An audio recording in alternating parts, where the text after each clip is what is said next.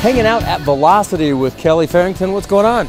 Not a whole lot. Just here enjoying the show, kind of showing off some of our newer rigs and the Stratus rig that we brought. That's getting a lot of press lately. Yeah, it unfortunately for not the right reasons, you know, with the lawsuit and stuff. But I think hopefully that'll get resolved and we'll go forward with making the jump. Get the thing launched again. Yeah.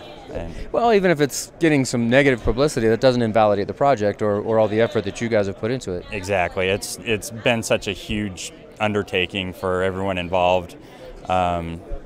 It's certainly the biggest project that I've been involved in.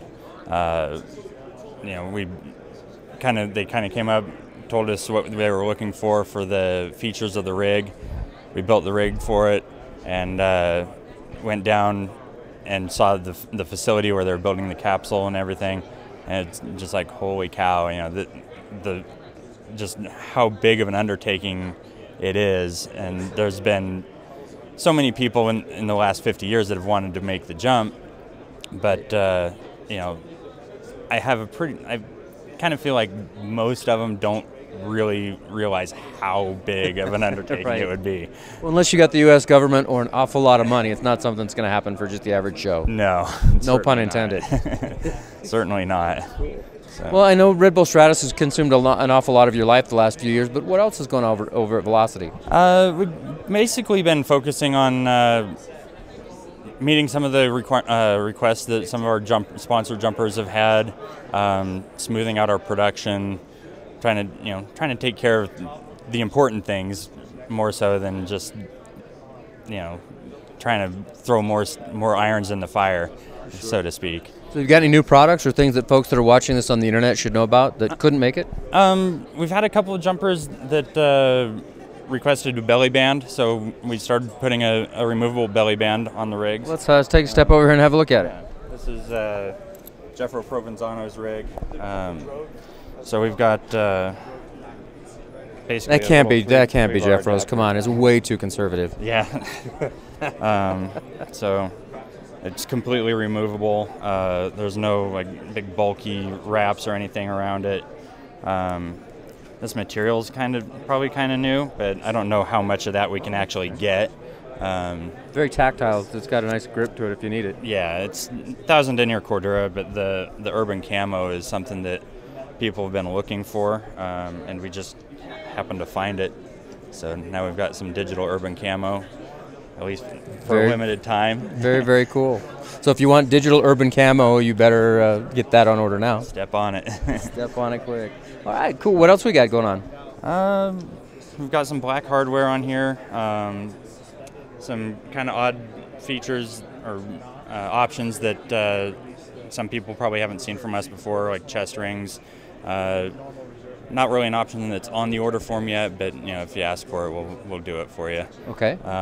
We have some different stripe options for the top flaps. We've got party stripe here that helps break up the size of the top flap.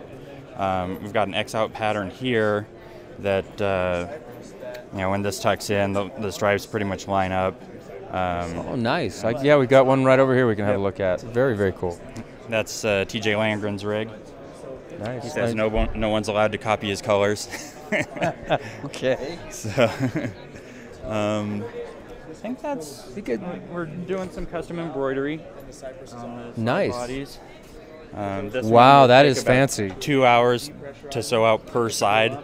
Lots of thread cuts in that. This is something that anyone can order with one of your rigs as a custom option? Yeah, and the price is going to be variable depending on if they have the file already done for us or if we have to digitize it.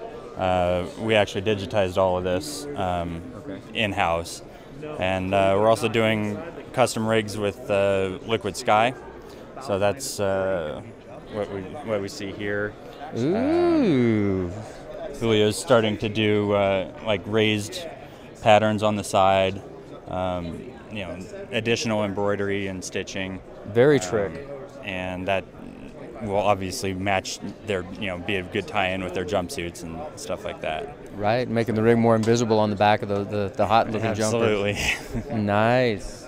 Cool. Well, anything else you got going on here at the show we should know about? I think that's quite a bit. That's a lot of stuff. There's definitely, some unique features on the Stratus rig, but is there anything you want to tell folks about on the Stratus rig? I mean, it certainly has some different things. Yeah, we've got the ability to cut away the main and the reserve parachute. We've got, that's a data logger. Obviously the oxygen bottles. We've got a drogue system that works independently of the main or the reserve parachute. It's got a pilot chute here and its own free bag. You don't have to deploy the drogue in order to deploy either parachute. If it does deploy, pulling either ripcord will release it and it will just completely cut away. We've got an aircrew style Cypress that has an activation cable here.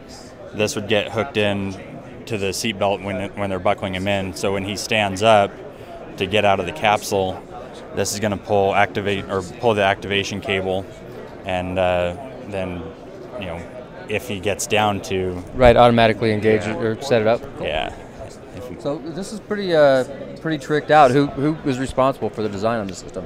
I basically built the thing myself. The shoulder-mounted drogue was basically an idea that the Stratus team had when they came to me. So basically I figured out a way to integrate it. The cutaway and reserve handles are different shapes and sizes and orientation, because he won't be able to look and see his handle, so he has to be able to do them by feel. The cutaway handles are mounted low because when the suit's pressurized, he doesn't have the range of motion that he would normally have. And should one of the parachutes open prematurely while the suit is still pressurized, he needs to be able to cut it away and go back into free fall. So that's why the cutaway handles are mounted down essentially on his hips.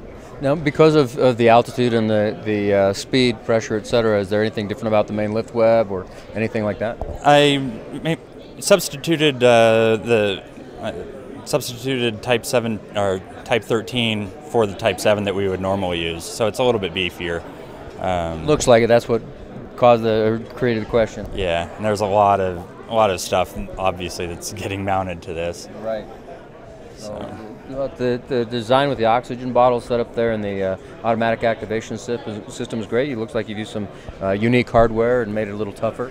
Yeah, they're using a chest pack to house communications and data logging equipment and stuff like that. So they needed it to be easily removable and stable also. So we don't have the chest pack here, but there's a couple of attachment points, and the pack itself has another little cutaway system on it, so that after he opens, he can release one side of it, similar to an old chest mount reserve and accuracy jumpers. So how long all told did it take to come up with a design and then actually build it? A couple of months, because I was building it in my off time, so it was weekends and evenings and stuff like that. And some of it was work as you go, and then the project would evolve and they'd need some other feature, send the rig back, take it apart. And so right. I mean, this is a prototype that's more or less in probably its third or fourth iteration. The oxygen bottle pockets have been changed. We put the Cypress control unit in the shoulder just so it would be easier for them to check that it was on when they're putting them in the capsule. There's also a biomedical data logging pack that got added after the fact. So quite a bit going on with it. So it's got to feel good if this thing gets off the ground, knowing a piece of your engineering and your design and your work made it up into outer space. Yeah, or inner space, or but certainly into space. Yeah, it would definitely be the highest and fastest parachute system that I'm aware of as far as a manned parachute system. It's going to be a long time till this is topped, if it's ever. Yeah. Taken quite a few years for Kittinger's jump to be jumped, or to be beat. So Yeah. awesome. Well, Kelly, thanks for taking a little bit of time. We spent a little more than we meant to, but thanks much for it. No problem. Thank you.